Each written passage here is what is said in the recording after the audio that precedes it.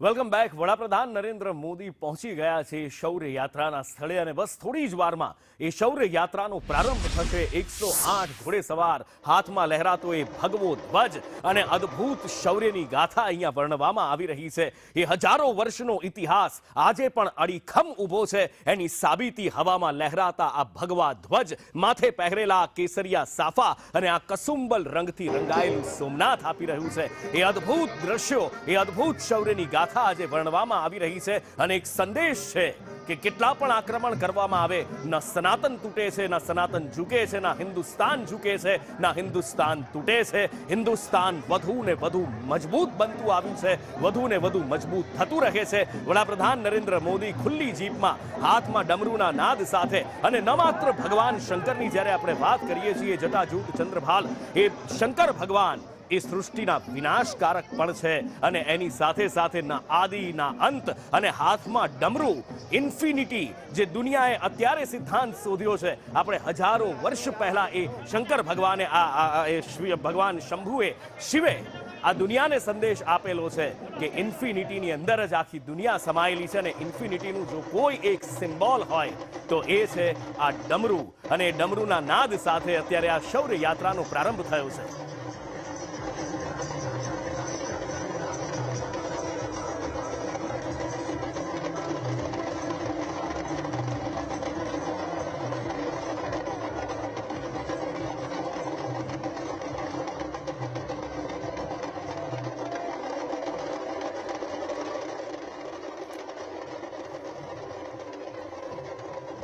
લોક સાહિત્યકાર નિર્મલદાન ગઢવી મારી સાથે છે. નિર્મલદાન, આ જે દ્રશ્યો છે, આ કસુંબલ રંગે રંગાયેલું સોમનાથ છે, આ શૌર્યની ગાથા, જેમ તમે બ્રેક પર આપણે પહેલા વાત થઈ અને તમે કહ્યું કે પાણે પાણે ઇતિહાસ લખેલા છે અને એટલા માટે જ્યારે વેગડા ભીલ હોય કે હમીરજી ગોહિલ હોય કે એમની સાથેના જ્યારે એ યુવાનોએ લીલા માથા વધેરી દીધા, લીલા તોરણેથી એ પરણતા હતા અને ત્યાંથી એ લગ્ન મૂકી અને સોમનાથની સખાતે ગયા અને એના બલિદાન, એ શૌર્યને જોઈને જ કદાચ એ પ્રભાસની ધરતીનો પાણો હોય કે સૌરાષ્ટ્રની સોરઠની ધરતીનો પાણો એમ કહેતો હોય મૂર્તિકારને કે ઘડવૈયા મારે ઠાકોરજી નથી થાવું, જે નમણી વિજોગણના ઉના ઉના આહુડે મારે નાવું છે. તો એ શૌર્યની વાત આપના કંઠે થઈ જાય.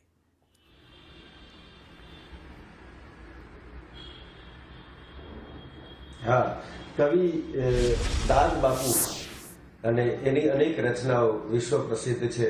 ગુજરાતી જ્યાં જ્યાં વસે છે ત્યાં બધાને દાદ બાપુની રચનાઓ, એટલે કવિ દાદ બાપુએ આ રચના કરી છે, દેશના વીર જવાન શહીદો. અને એનો જે પાળીઓ થાય, બહુ અદભુત રચના છે. એ ઘડવૈયો છે, એ હાથમાં હથોડી અને ટાંકણું લઈને બેઠો બેઠો એમાંથી મૂર્તિ બનાવે છે. તો કે છે, તમે કોની મૂર્તિ બનાવો છો? હે ઘડવૈયા, તું કોની મૂર્તિ બનાવે છે? તો કે હું તને ભગવાનની મૂર્તિ બનાવું છું. તો કે ભગવાનની તું મને મૂર્તિ બનાવે, બરાબર છે, પણ મારે એના કરતા વિશેષ એક મૂર્તિ થવું છે. તો ઘડવૈયો છે, કલાકાર છે, વિચારે છે કે આ પથ્થરને ભગવાન કરતા વિશેષ મૂર્તિ ક્યારે થયું છે, શેની થવું છે? અને પછી એ પથ્થરમાંથી અવાજ આવે છે. સજીવારોપણની અદભુત આ લોક સાહિત્યની કહી શકાય એવી દાદ બાપુની આ રચના છે. પથ્થર બોલે છે કે ધડ ધીંગાણે જેના એ માથડા મુસાણે એનો, ધડ ધીંગાણે જેના માથડા મહાણે એનો, પાળીઓ બનીને પૂજાવું છે ઘડવૈયા મારે, ઠાકોરજી નથી થાવું રે ઘડવૈયા મારે, પાળીઓ બનીને પૂજાવું.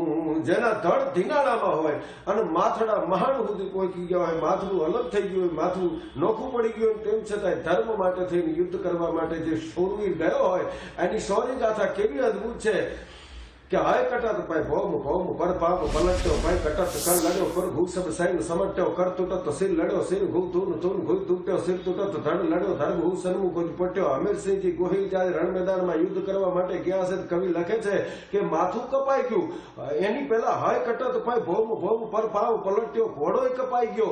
હાય એટલે ઘોડો થાય, હાય કટત પાય ભૌમ ભૌમ પર પાવ પલટ્યો, ઘોડો કપાઈ ગયા પછી બે પગ ઉપર જમીન ઉપર રાખી અને રણ મેદાનમાં યુદ્ધ કરવા માટે ગયા છે. હય કટત પય ભોમ ભોમ પોતાના પગ ઉપર ઉભા રહીને રણબંધવાના યુદ્ધ કર્યા. એ હય કટાત પય ભોમ ભોમ પર પાવ પલટ્યો પય કટત બે પગ કપાઈ ગયા. પછી રણ મેદાનની અંદર પય કટત પછી કર લડ્યો અને કર હું સદ સૈન્ય સમટ્યો. બે હાથે આખા સૈન્યને સમેટી લેવાની કોશિશ કરવામાં આવી. રણ મેદાનમાં બે હાથે તલવારો બાકા ઝીકી બોલાવતા હશે, રણ મેદાનમાં હોહાલા જતા હશે. તેથી રણ મેદાનમાં ઘોડો કપાઈ ગયો, પગ કપાઈ ગયા, હાથ કપાઈ ગયા. પછી ઘટના શું ઘટે છે કે હય કટત પય ભોમ ભોમ પર પાવ પલટ્યો પય કટત કર લડ્યો કર હું સબ સૈન્ય સમટ્યો. કર તૂટત પછી શિર લડ્યો અને શિર હું તુન તુન હુઈ તૂટ્યો. શિર તૂટત પછી ધડ લડ્યો અને ધડ હું સન્મુખ ઘોડી ફટ્યો. ધડ ફાટ ફાટ ફાટ સબે ધડ ચંદ કે ધડ ફાટી ગયા. પછી અમારો ચંદ બરદાઈ લખે છે કે રોમ રોમ લગ્યો લડન સુરગ સુર નાદ જય જય કરત ધન્ય ધન્ય સગન વરન. એનું રૂવાડે રૂવાડું દેશ માટે ધર્મ માટે લડ્યું હોય અને ધન્ય ધન્ય છગન મરણ. એમ દેવો અને દાનવો આભા મંડળની મારી પાસેથી પુષ્પો વર્ષા કરી અને આ સુરવીરને આજે તો વડાપ્રધાન શ્રી આવે છે, બહુ ગૌરવની વાત છે. એની શૌર્ય યાત્રા કાઢે છે, બહુ ગૌરવની વાત છે. પણ આવા મર્દો માટે થઈ ભગવાન શંકર તે દિવસે તાંડવ મંડે કરવા ભગવાન શિવ રાજી થાય. એટલા માટે અમારા કવિ દાદ લખે છે કે ઓલા પથ્થરને કોઈ દેવ નથી થવું, દેવ બનાવે બરાબર છે, પણ એના કરતા વિશેષ એ ટોચો ટાચણું લઈ ભાઈ ઘડવૈયા મારે. ટોચો નહીં ટાચણું લઈ ભાઈ ઘડવૈયા મારે. પાળીઓ બનીને પૂજાવું છે ઘડવૈયા મારે. તારો ઠાકોરજી નથી થાવું ઘડવૈયા મારે. પાળીઓ બનીને પૂજાવું. ધડ ધીંગાણે જેના ધડ ધીંગાણે જેના ધડ ધીંગાણે જેના માથડા મસાણે જેનો. પાળીઓ બનીને પૂજાવું છે ઘડવૈયા મારે. ઠાકોરજી નથી થાવું ઘડવૈયા મારે. માના ઉદરની અંદર સંતાન હોય અને એનો હજી જન્મ ન થયો હોય એની પેલા દેશ માટે ધર્મ માટે કોઈ સુરવીરે પ્રાણ છોડી દીધા હોય અને એ સુરવીરના પ્રાણ છૂટી જાય અને પછી થોડાક જ સમયમાં એ બાળકનો જન્મ થાય અને એના કુણા કુણા હાથથી એના બાપનો પાળીઓ ખોડાય, એના બાપના પાળિયાનો શિલાન્યાસ થાય. કવિ કે ઓલો પથ્થર એમ કે છે ભગવાનની મૂર્તિ બનાવે એના કરતા એવા એવા એવા સુરવીરનો પાળીઓ બનાય કે બાપના મોઢા પણ બાળકે ન જોયા હોય અને હજી તાજું જન્મેલું બાળક હોય એના કુણા કુણા હાથથી અને બાપના શહીદીનો પાળીઓ આ દેશને સ્મારક બનાવવામાં આવે ને એનો પાળીઓ ખોડવામાં આવે. અને 1 વર્ષ 2 વર્ષ 3 વર્ષ 4 વર્ષ 5 વર્ષના વાણા વાయ్યા નાનકડું બાળક નિશાળમાં જાય અને નિશાળમાં ભાઈબંધો એમ કે આને એના બાપનું નામ ખબર નથી. તેથી નાનકડો 5 વર્ષનો બાળક માને પૂછે કે માં મારો બાપ કોણ છે? મને એ તો કે મારા ભાઈબંધો મને મેણા મારે છે. અને એ વખતે માં એમ કે બેટા ધીરજ રાખ, સમય આવશે ત્યારે કહીશ.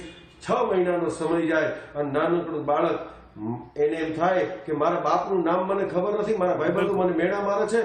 અને સવારના પોરની અંદર નુપુરભાઈ ઘટના એવી ઘટે છે કે માની સામે આવીને હાથમાં કટાર લઈને નાનકડો 5.5 વર્ષનો. બિલકુલ બિલકુલ બિલકુલ